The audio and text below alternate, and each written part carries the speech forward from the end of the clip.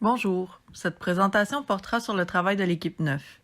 Notre travail se divise en deux parties. Une première partie porte sur la prévision des ventes de la Boulange et la seconde partie portera sur la gestion de projet de Toshiba. Dans cette première partie, nous présenterons les prévisions à l'aide de trois modèles, soit le modèle A, la moyenne mobile simple d'ordre 3, le modèle B, la moyenne mobile pondérée d'ordre 3 avec différents poids, et finalement le modèle C, modèle de lissage exponentiel simple avec un coefficient de 0,15 ou 0,30.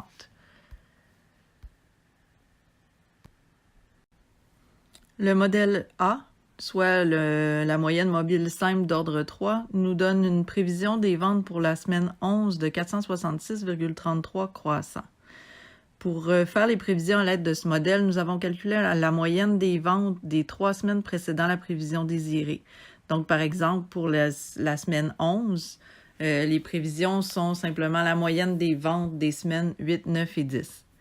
Pour le modèle B, la moyenne mobile pondérée, nous avons ajouté un poids aux deux données précédant la prévision désirée. Donc, le poids le plus élevé est attribué à la donnée la plus récente. Donc, pour la prévision de la semaine 4, par exemple, nous avons multiplié 0,55 par 463, 0,35 par 450 et 0,1 par 461. La même règle s'applique partout pour toutes les autres prévisions, ce qui nous donne 465,30 pour la semaine 11. Le modèle C est un modèle de lissage exponentiel simple. La première colonne présente les résultats avec un coefficient de 0,15 et la deuxième colonne avec le coefficient de 0,30. L'initialisation s'est faite à la semaine 4 avec la moyenne des semaines 1 à 3.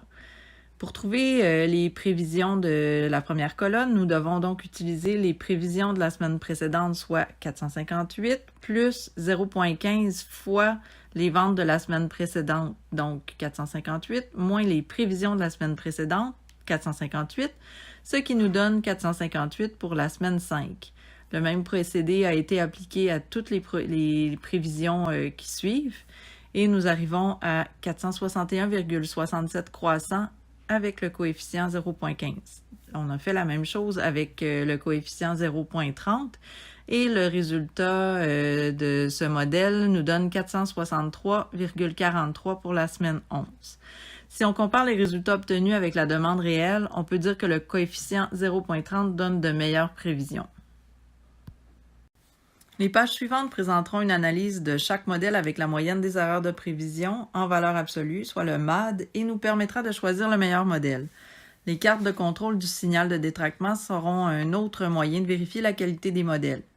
Pour le modèle A, pour trouver le MAD, il faut d'abord calculer les erreurs de prévision. Par exemple, pour la semaine 5, les ventes réelles ont été de 466 et les prévisions étaient de 457, ce qui fait un écart de 9. Donc, on a fait le calcul pour chacune des semaines. La colonne suivante présente ces écarts en valeur absolue. Pour trouver le MAD, nous devons faire la moyenne des erreurs de prévision en valeur absolue. Par exemple, pour la semaine 5, on a calculé la moyenne des semaines 4 et 5, donc 0 plus 9 divisé par 2, ce qui donne 4,5. Pour la semaine 6, c'est la moyenne des erreurs de prévision des semaines 4, 5 et 6, etc. Le MAD doit être le plus petit possible. Le RSFE, c'est la somme cumulée des erreurs de prévision. On a donc fait la somme de la colonne AT moins FT des semaines 4 à 10. La colonne TS permet de voir la qualité du modèle à l'aide du signal de détraquement, c'est-à-dire la tendance de la prévision à être trop grande ou trop petite. Le signal de détraquement doit être dans un intervalle de moins 4 et 4. Si les valeurs sortent de cet intervalle, le modèle n'est pas considéré comme étant valable, les valeurs étant trop éloignées des valeurs réelles.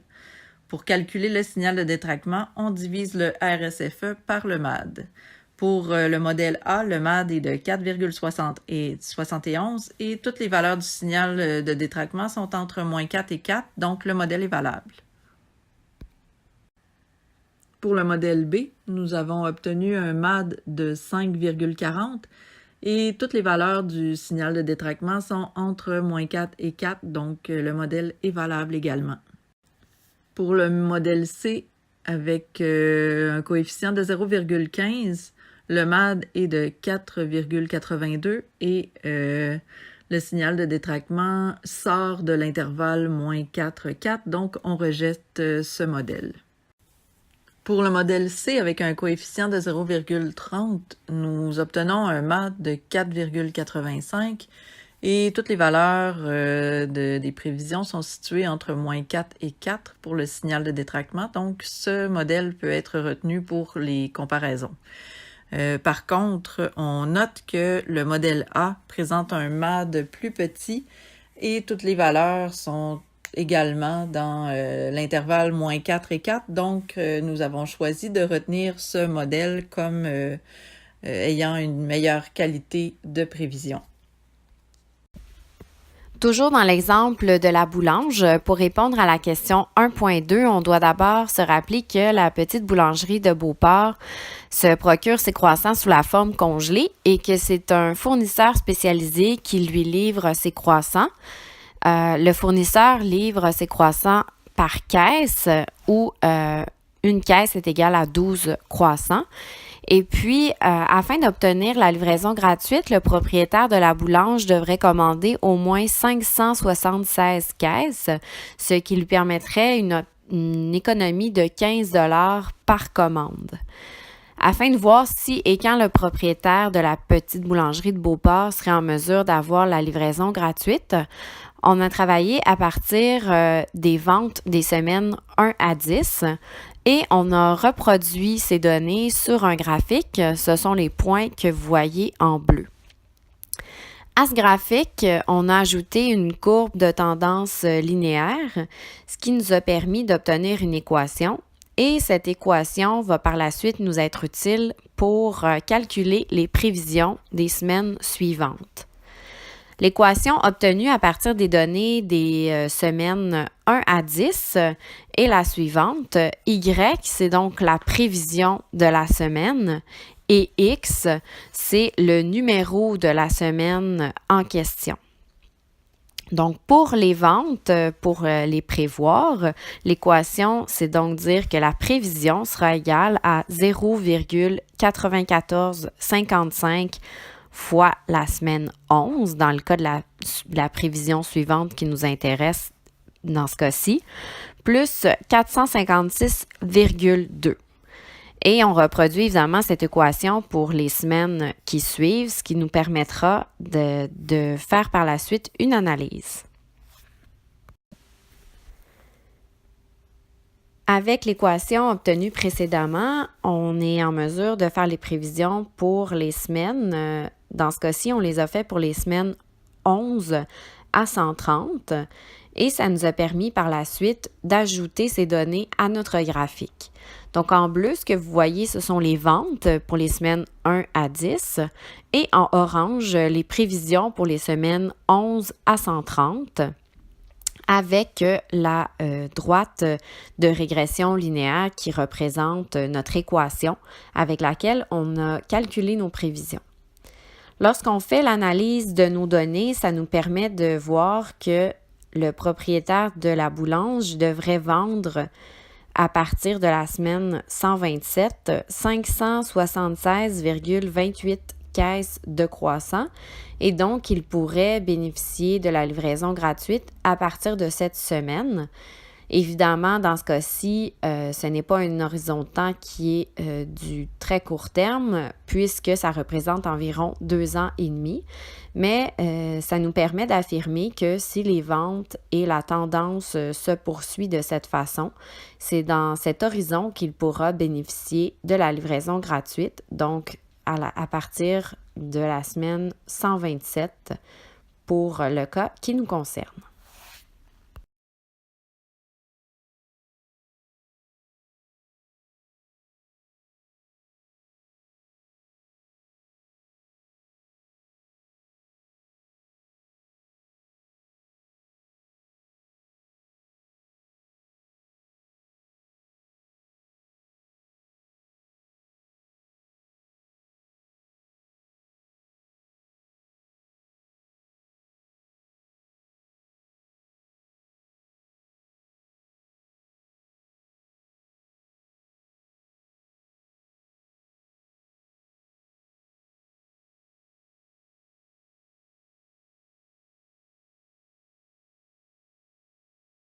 Pour cette deuxième partie du travail, Madame Fukumichi de la compagnie Toshiba nous a appelés afin de l'aider dans le lancement de son nouveau produit, un tout nouveau portable.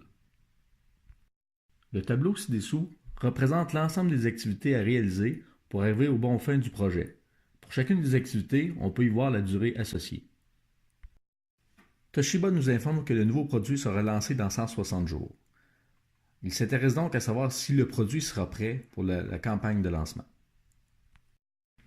Afin de s'assurer que la compagnie Toshiba puisse réaliser le projet dans les délais, nous avions donc à produire un modèle de chemin critique avec l'ensemble des activités ainsi que leur durée respective. Le diagramme a été fait avec l'ensemble des données du tableau. Comme les trois premières activités à démarrer sont l'activité A, B et K, ils doivent démarrer directement en même temps. Le chiffre écrit en rouge dans chacune des cellules qui représentent une activité est la durée totale de cette activité même.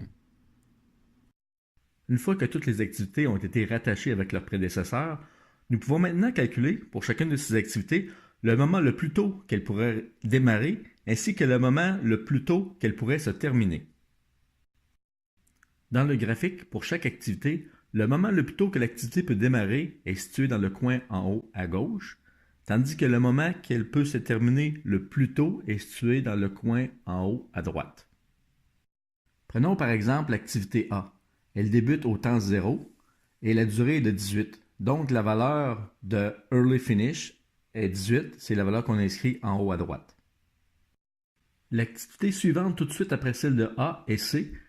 Nous savons que la durée de l'activité A a pris 18, et ainsi il faut ajouter la durée de l'activité C qui est de 34 pour arriver à un total de 52. C'est le chiffre qu'on écrit en haut à droite de l'activité C.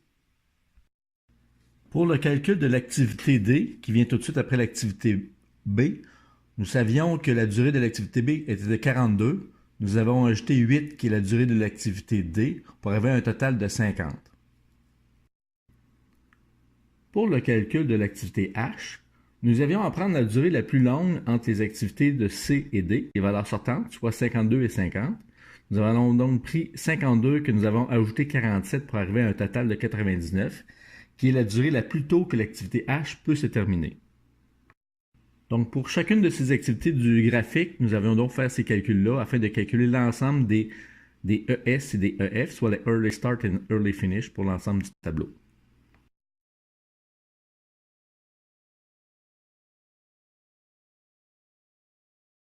Le dernier calcul à faire dans le graphique est de calculer la marge totale. Cette marge nous indiquera le retard maximum que pourrait prendre la tâche sans retarder la fin du projet. Pour calculer la marge totale d'une activité, il nous suffit de faire la soustraction entre le LS et le ES ou entre le LF et le EF. Comme pour le calcul de la marge totale de l'activité D, nous avons tout simplement fait 44 moins 42, ou on aurait pu faire 52 moins 50 pour avoir la valeur 2, qui est la marge totale de l'activité D. Le tableau ci-dessous représente l'ensemble des valeurs qui ont été présentées dans le graphique du chemin critique.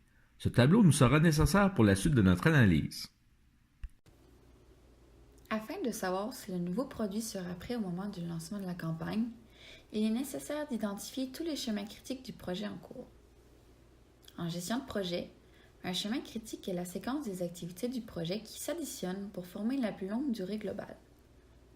Bref, cela détermine le temps le plus court possible pour réaliser le projet. Pour les reconnaître, il faut déterminer les activités du projet à une marge totale minimale. En fait, plus la marge est petite, plus le déplacement possible dans le temps des activités est petit. Dans le cas de Toshiba, on identifie deux chemins critiques qui apparaissent en jaune sur la figure. Premièrement, nous avons le chemin critique numéro 1 qui comprend les activités A, C, H, I et N du projet. On peut voir que toutes ces activités possèdent une marge totale de 0. Nous avons également le chemin critique numéro 2 qui se compose des activités K et L qui elles aussi ont chacune une marge totale de 0. Tout chemin confondu, puisque chacune de ces activités possède une marge de 0, il faut s'attendre que ces activités n'ont aucune marge de manœuvre en ce qui concerne les jours de retard possibles face au projet. Bref, chaque journée additionnelle se traduit en une journée de retard de plus. Il est donc recommandé pour Toshiba d'être vigilant face à cette situation. Maintenant que nous avons identifié tous les chemins critiques, nous pouvons calculer la durée totale du projet. Pour ce faire, il suffit de regarder le moment où l'activité se termine le plus tôt, en haut à gauche, de la dernière activité qui indique la fin de chaque chemin critique. Comme on peut le voir ici, ce sont donc les activités N et L. Dans les deux cas, nous arrivons à une durée totale de 182 jours pour le lancement de la campagne du nouveau produit de Toshiba. Considérant que Toshiba souhaite amorcer la campagne de promotion associée au lancement de leur nouveau produit dans un délai de 160 jours, il faut comparer leurs attentes par rapport à la durée totale du projet afin de déterminer s'il est possible d'y arriver. Cependant, ici, nous avons calculé avec la méthode du chemin critique que la durée totale du projet sera de 182 jours. Ceci étant dit, le nouveau produit ne sera pas prêt au moment du lancement de la campagne. Le délai espéré de 160 jours est dépassé de 32 jours. Pour y arriver, il sera nécessaire pour l'entreprise Toshiba de faire appel à une procédure d'accélération de projet qui sera discutée sous peu.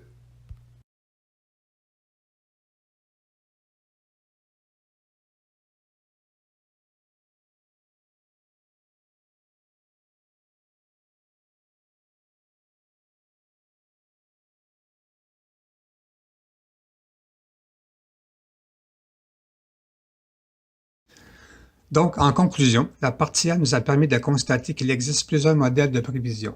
Pour obtenir les meilleures prévisions possibles, il est donc recommandé d'utiliser plusieurs modèles de prévision et de les comparer entre eux en utilisant le signal de détraquement.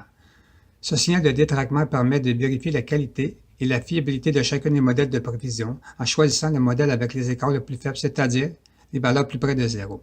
Pour la partie B, on constate que le gestionnaire de projet doit être capable de bien identifier toutes les activités de projet, leurs interrelations entre eux, et ce, avec la collaboration de tous les départements. Si la durée d'un projet est critique, il doit être en mesure d'identifier les chemins critiques ayant une marge égale à 0 et déterminer les chemins à réduire, et ce, en fonction de la marge et des coûts supplémentaires. En terminant, j'aimerais dire un grand merci à tous mes coéquipiers de l'équipe numéro 9 pour ce travail.